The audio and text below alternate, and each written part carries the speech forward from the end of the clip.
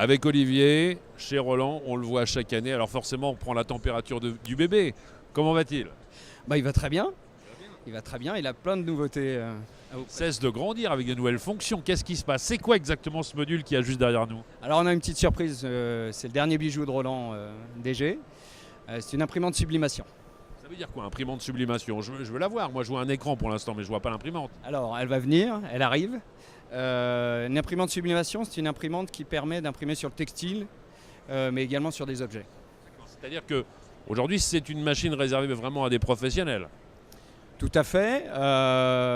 Donc, elle touche effectivement plusieurs marchés. Donc, ça va être l'habillement, le vêtement de sport, mais également tout ce qui est merchandising, articles de sport également. On peut transférer, imprimer sur des surfs, des skis. Voilà, on a quand même un panel d'applications assez large. On parle aujourd'hui beaucoup de personnalisation sur le lieu de vente. Est-ce que ça, c'est l'outil imparable et indispensable pour tous les commerçants?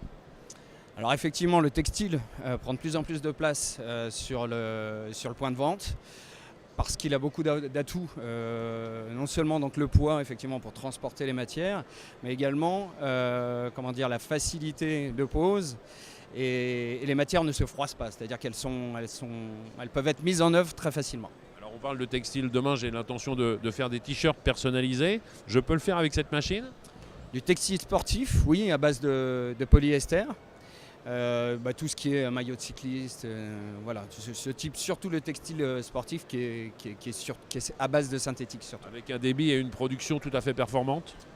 Oui, c'est une des machines les plus rapides du marché, 22 mètres carrés heure en production, avec 2 litres d'autonomie par couleur, ce qui permet quand même une impression en continu pour une production assez importante. Ça fait quelques années que je vous croise maintenant sur ce salon. Quelles sont les personnes qui viennent vous voir? Est-ce que vous avez vu une évolution dans la clientèle ou les prospects?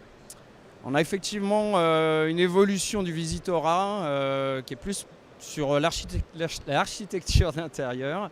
On a toujours effectivement des enseignistes, des peintres en LED, des gens dans la signalétique, puisqu'on peut effectivement également faire de la signalétique en sublimation. Mais oui, on est très intéressé par ces cibles-là. Je vous l'avais dit, ça a commencé chez les commerçants, ça a continué dans les collectivités locales.